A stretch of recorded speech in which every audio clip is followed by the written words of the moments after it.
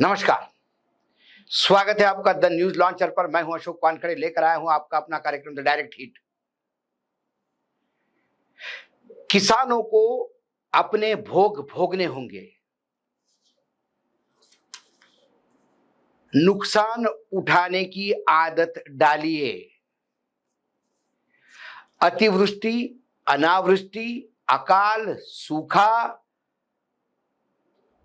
जो भी समस्याएं किसान की है उसके लिए थोड़ी बहुत मदद सरकार कर सकती है, लेकिन सरकार किसी भी हालत में आपके नुकसान की भरपाई नहीं करेगी। ये बात भाजपा के नेता पाशा पटेल ने की। ये पाशा पटेल महत्वपूर्ण इसलिए है कि वो केंद्रीय कृषि मूल्य आयोग के अध्यक्ष हैं।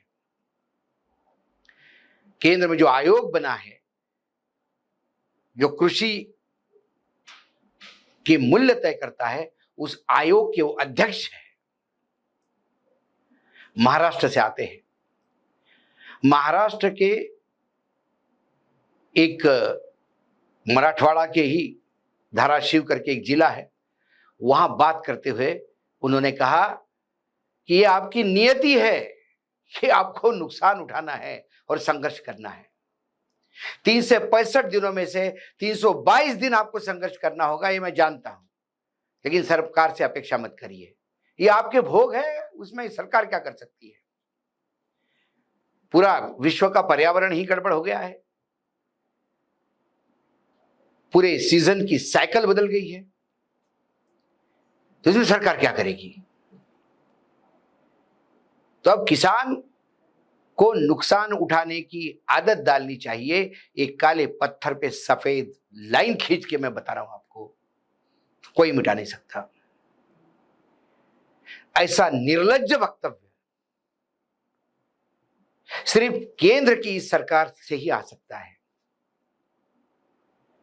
महाराष्ट्र में चुनाव के वक्त यदि सरकार हमारी वापस आती है तो 6,000 रुपए क्विंटल में सोयाबीन का रेट दे दूंगा, ये वादा करने वाले प्रधानमंत्री भूल गए कि महाराष्ट्र में किसान भी है और किसानों को भगवान भरोसे छोड़ दिए, और किसान लगातार अपनी जीवन लीला समाप्त कर रही है।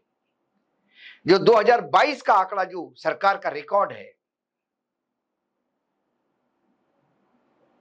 जो नेशनल क्राइम ब्यूरो जो आंकड़े रिलीज करता है, उसके अनुसार 2022 में 11,290 किसानों ने अपनी जीवन लीला समाप्त कर दी,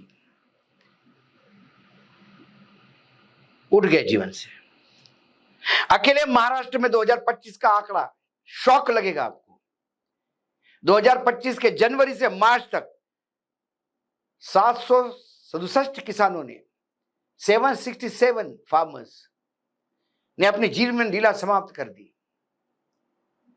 और मार्च से अप्रैल, इस 2 महीने में 479 किसानों ने।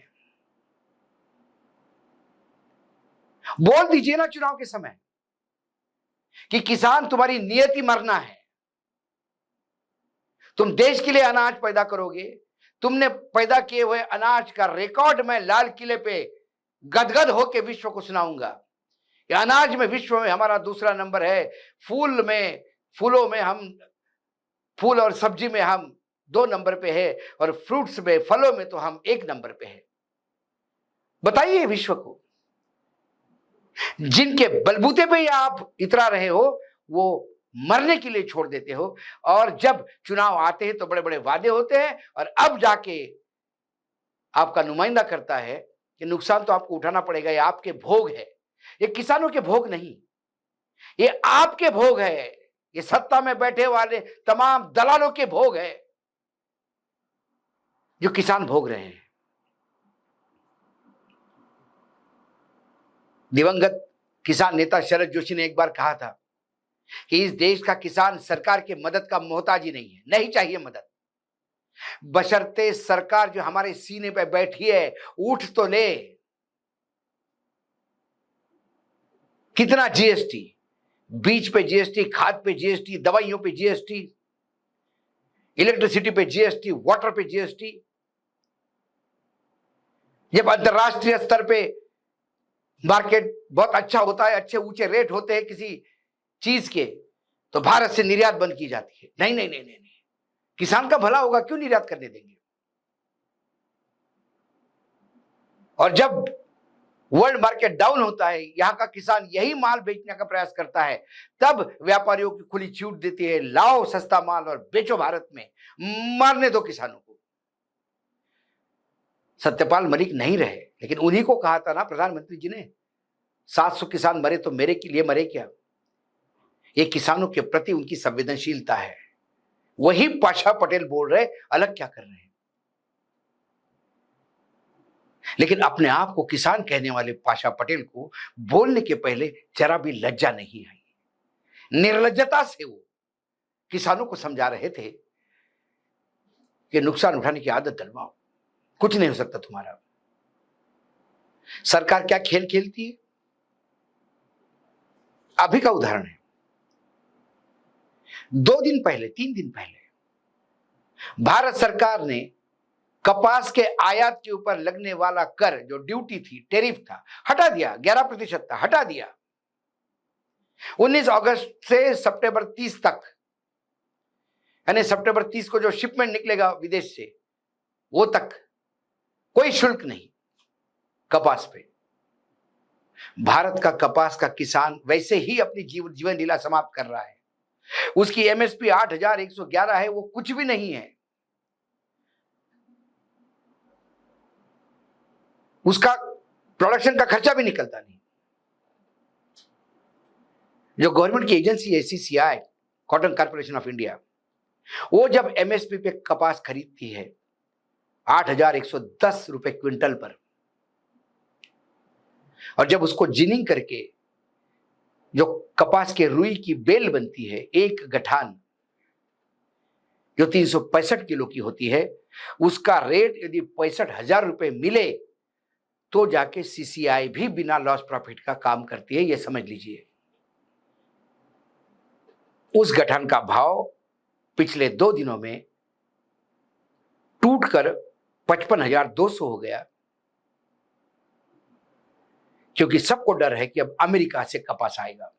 अमेरिका में कपास का उत्पादन का जो आंकड़ा मेरे पास है पिछले साल का, वो 2.87 मिलियन टन से 2.87 मिलियन टन, जिसमें से अमेरिका सरकार को 2.72 मिलियन टन यानी 2.72 मिलियन टन कपास निर्यात करना है। ट्रंप चाचा ने डंडा घुमाया, भारत ने साष्टांग दंडवत किया। ट्रंप को खुश करने के लिए आप भारत के किसानों का बलि दोगे। हाहाकार मचा हुआ है, खासकर विदर्भ और मराठवाड़ा के क्षेत्र में, गुजरात के उस कपास के क्षेत्र में जहां कपास उगाया जाता है, हाहाकार मचा है। कौन सी सरकार? क्या ये पर्यावरण की वजह से हो रहा है? पाशा पटेल कहता है ना, निसर्ग कुछ नहीं कहती, निसर्ग का क्या कहे, पर्यावरण का क्या कहे, साइकिल बदल गई है, कब भी पानी आता है, बाढ़ आती है, हम क्या कर सकते हैं? ये कौन सा खेल है?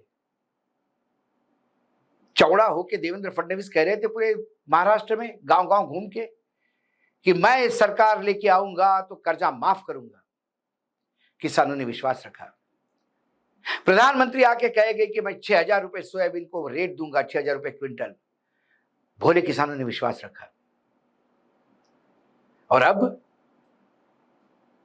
प्रधानमंत्री तो 6,000 की बात भी नहीं कर रहे, सोयाबीन की भी बात नहीं कर रहे, उल्टी मार अलग पड़वा दी। सोयाबीन तेल आयात करने की परमिशन दी। बीटी सोयाबीन का तेल भारत में नॉन बीटी सोयाबीन के तेल से 10 गुना सस्ता है। अडानी सेठ सोयाबीन तेल भी बेचते हैं ना, और पूरे भारत का किसान सोयाबीन उगाने वाला 3,500 से 4,000 के बीच में दम तोड़ रहा है। वही प्याज के बारे में, जब बहुत अच्छी प्याज की फसल आती है तो निर्यात बंद कर देते हैं, और जब प्याज को अच्छा रेट मिलने लगता है मंडी में तो आयात करना शुरू कर देते हैं। फायदा व्यापारी को होना चाहिए, किसान का नहीं, क्योंकि किसान खुशहाल होगा, किसान के बच्चे पढ़ लेंगे, किसान सोचने लगेगा तो फिर सवाल उठाएगा। किसान को इतने संकट में रहने दो कि वो अपने बच्चों का पालन पोषण करने में ही झूझता रहे, तो फिर सरकार के कुकर्मों का पाड़ा कब पूछेगा। पाशा हमको बता रहा है कि नुकसान उठाने की आदत डालो। नफा और नुकसान ये गुजराती लोग करते हैं जो खास दो बैठे हैं, क्योंकि वो कई बार बोल रहे हैं कि हम तो व्यापारी है भाई, नफा जानते हैं। ये जो दो गुजराती सत्ता में बैठे हैं वो नफा नुकसान जानते होंगे, उनके गोद में बैठे हुए उद्योगपति नफा नुकसान जानते होंगे। अरे इस देश के किसानों ने तो कभी नफा नुकसान सोचा ही नहीं। नुकसान उठा उठा के वो धरती का सीना चीर अनाज उगाता है, क्योंकि इस देश की जनता भूखी ना मरे। भले घर में मां बाप उसके बिना इलाज के रह जाए, उसकी बच्चों की पढ़ाई की व्यवस्था ना हो, उसकी बेटे के हाथ पीले नहीं हुए तो भी चल जाता है, लेकिन आपका पेट भरा रहना चाहिए। इसलिए किसान घाटा उठा के भी लगातार खेती करता है। आप नफा नुकसान की बात किसानों को ना समझाए पाशा पटेल, ये उन गुजरातियों की भाषा बोल रहे हो जो चंद उद्योगपतियों के बीच में बैठ के देश की नीतियां तय करते हैं।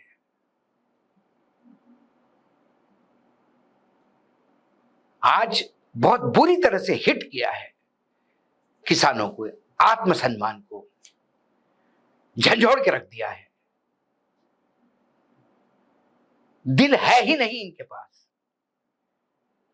जो ऐसी बातें करते हैं। तुम क्या हमको बताते हो आदत डाल दो। 1947 से लेकर 26 तक तुम्हारे जैसे कई नेता आए और चले गए। अब तो हमने ये नियति समझा है और ये हमारा कर्तव्य है किसानों का। मैं इसलिए कह रहा हूं हमारा, क्योंकि मैं भी किसान का बेटा हूं और मेरा परिवार आज भी किसानी करता है गांव में। हाँ, ये बात अलग है कि जब गांव जाता हूं तो अपने आप को आत्मग्लानि होती है। कई बार धिक्कारता हूं कि क्या तू दिल्ली में जीवन जीता है और क्या तेरे अपने ये जीवन जी रहे हैं। लेकिन वो लगातार खेती करते हैं। आप साथ दो न दो। ये जो 81 करोड़ लोगों को 5 किलो का अनाज दे रहे हो ना, ये इसी नफा नुकसान न देखने वाले किसानों ने दिया है। तब शर्म नहीं आती बांटते समय। जब उनके ऊपर संकट आता है तो कहते हैं कि अपने भोग भोगने पड़ेंगे। अरे भोग तो आपके कुकर्मों को हम रहे हैं किसान। ये सरकार का आज एक नग्न सत्य सामने आया, जो बार बार लग रहा था कि सरकार किसी की नहीं, आज तो उसने बोल ही दिया किसानों की तो है ही नहीं। आज डायरेक्ट हिट में इतना ही। कल फिर आता हूं किसी विषय के साथ। तब तक के लिए नमस्कार। देखते रहिएगा द न्यूज लॉन्चर।